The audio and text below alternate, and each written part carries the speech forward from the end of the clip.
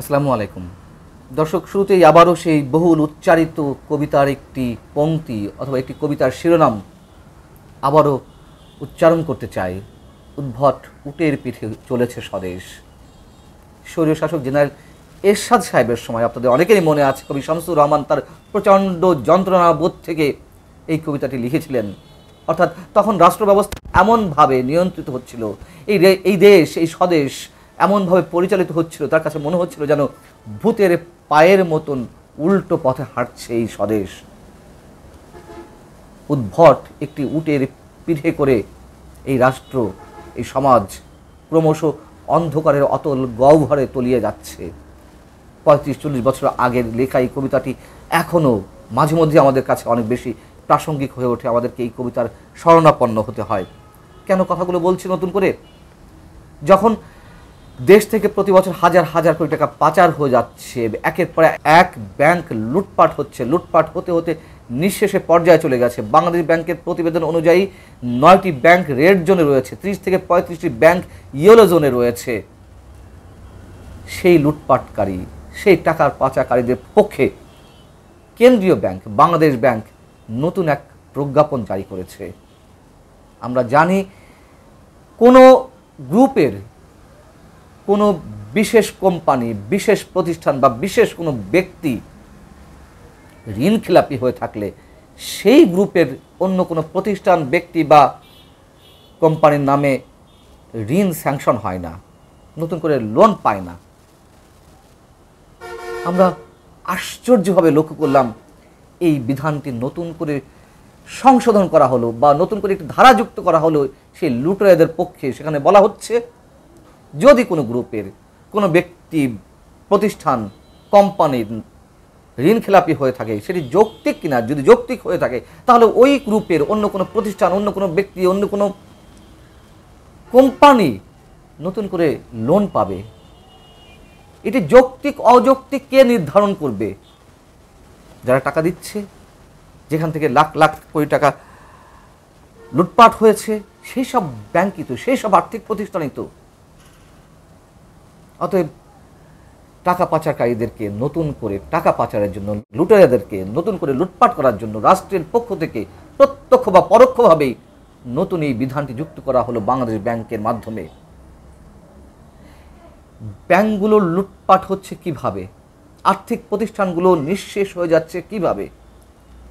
এই ব্যাংকগুলোর পরিচালক বা বিশেষ বিশেষ ব্যক্তিদের মাধ্যমেই তো, তারা তো নিজেরাই নামে বেনামে হাজার হাজার কোটি টাকা তুলে বাইরে পাচার করছে। তাদের বিরুদ্ধে কোনো ব্যবস্থা নেওয়া হচ্ছে না। টাকা পাচারকারীদের বিরুদ্ধে তাদের সম্বন্ধে অনেক ধরনের তথ্য প্রমাণ আমাদের সামনে উপস্থিত রয়েছে, যে কোনোভাবেই হাজির করা যায়। সেগুলোতে সরকার ভ্রুক্ষেপ করছে না, বরঞ্চ তাদের রক্ষায় আরো আরো টাকা লুটপাট করার জন্য, পাচার করার জন্য একের পর এক বিধি তৈরি হচ্ছে। তাহলে কি বলবো আমরা? এই রাষ্ট্র সঠিক পথে হাঁটছে নাকি উদ্ভট সেই উটের পিঠে যাত্রা করছে? গত 15 বছর আগে 2009 সালে যেখানে যারা ঋণ খেলাপি, তারা যে টাকা হাতিয়ে নিয়েছে তার পরিমাণটি ছিল 22,000 কোটি টাকা। 15 বছর পরে এসে সেই ঋণ খেলাপি ঋণের মাত্রা দাঁড়ালো 1,20,000 কোটি টাকা। যদিও IMF এর মতো আন্তর্জাতিক আর্থিক প্রতিষ্ঠান তারা বলছে প্রকৃতপক্ষে বাংলাদেশে খেলাপি ঋণের মাত্রা আরও কয়েক গুণ, যেটি সরকারের পক্ষ থেকে বলা হচ্ছে। অর্থাৎ তাদের হিসেবে এই পরিমাণ 3 লাখ কোটি টাকারও বেশি। গত 2022 সালের ডিসেম্বরে খেলাপি ঋণের মাত্রা ছিল মোট ঋণের 8.2%। সেখানে সেটি 2023 ডিসেম্বরে, এক বছরের ব্যবধানে এসে দাঁড়ালো 9%। সরকারের পক্ষ থেকে চেষ্টা করা হচ্ছে, বলা হচ্ছে খেলাপি ঋণের মাত্রা কমিয়ে আনার জন্য এই ব্যবস্থা করা হচ্ছে। কি কি ব্যবস্থা করা হচ্ছে তা তো আমরা জানি। ব্যবস্থার নামে যারা ঋণ খেলাপি তাদেরকে আরও সুযোগ করে দেওয়া হচ্ছে। এই তফসিলকরণ, এই পুনঃতফসিলকরণ, মেয়াদি ঋণের অর্ধেক দিলে আবার নতুন করে ঋণ পাওয়া যাবে ইত্যাদি কত কত ধারা উপধারা যুক্ত হচ্ছে, সবই এই লুটেরাদের সেভ করার জন্য। আর নতুন যে বিধিটি আমরা দেখলাম তা তো আর বলার অপেক্ষা রাখে না যে কি হতে যাচ্ছে বা কি হবে। আর এই যে খেলাপি ঋণ নিয়ে কেন কথা হয় এত, তার কারণ এটি পুরো সামগ্রিক অর্থনৈতিক ব্যবস্থাকে গিলে খায়, একটি দেশের অর্থনৈতিক ব্যবস্থাকে পঙ্গু করে দেয়, দেউলিয়াত্বের পথে নিয়ে যায়।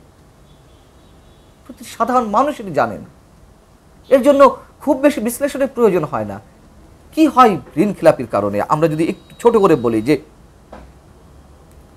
যারা আমানতকারী তাদেরকে মুনাফা দেওয়ার হার কমে আসে, তখন টাকা তো আর থাকে না, তারল্য সংকটে ভোগে ব্যাংকগুলো। সেই ক্ষতি পুষিয়ে নেওয়ার জন্য তারা আমানতকারীদেরকে সুদের হার কম দেওয়া শুরু করে। মূল্যস্ফীতির উপর চাপ পড়ে, খুবই স্বাভাবিক যখন ব্যাংকগুলোর তারল্য সংকটে ভোগে। এর সাথে তো আরও অনেক বিষয় জড়িত, যেমন ব্যাংকের নতুন ঋণ দেওয়ার ক্ষেত্রে যারা নতুন করে ব্যবসা বাণিজ্য করতে চায় সেটি কমে আসে। পাশাপাশি করের উপরে মাত্রাতিরিক্ত চাপ পড়ে। কেমন চাপ পড়ে? এই ব্যাংকগুলো থেকে তো সরকার ঋণ নিয়ে থাকে। যখন ব্যাংকগুলো দেউলিয়াত্বের দিকে চলে যায়, ব্যাংকগুলো লুটপাট হতে হতে নিঃশেষে পর্যায়ে চলে যায়, সেখানে সরকার সেখান থেকে ঋণ নেবে কীভাবে? টাকা তো সব পাচার হয়ে গেছে।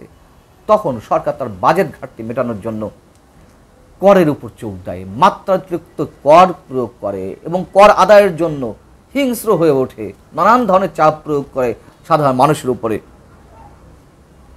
একইভাবে এই বাজেট ঘাটতি মেটানোর জন্য বিদেশি ঋণ নির্ভর হয়ে ওঠে সরকারগুলো।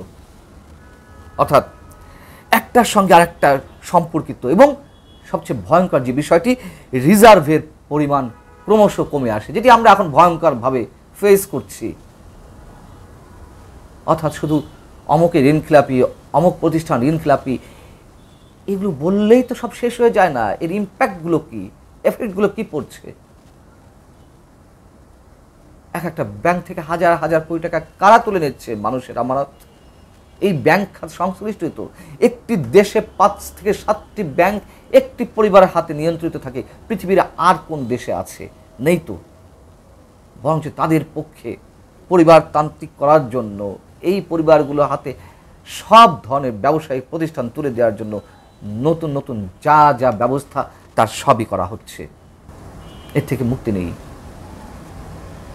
কতজনই তো আমরা জানি টাকা পাচার করছে ওপেন। আদালত যেখানে দেশের টাকা পাচারকারীদের পক্ষে অবস্থান নেয়, সে দেশে আর কি হবে? সেই দেশ উদ্ভট উটের পিঠে চলবে না তো উজ্জ্বল সূর্যোদয়ের পথে হেঁটে যাবে? সেই দেশ ভূতের পায়ের মতো উল্টো পথে হাঁটবে না তো সেই দেশ কি উন্নত দেশের কাতারে পৌঁছাবে? আমাদেরকে গল্প শোনানো হচ্ছে উন্নয়নের রোল মডেল।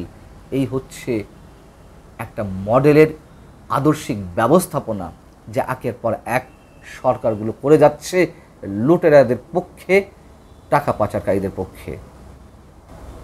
এ পর্যন্ত। আল্লাহ হাফেজ। ভালো থাকুন সবাই।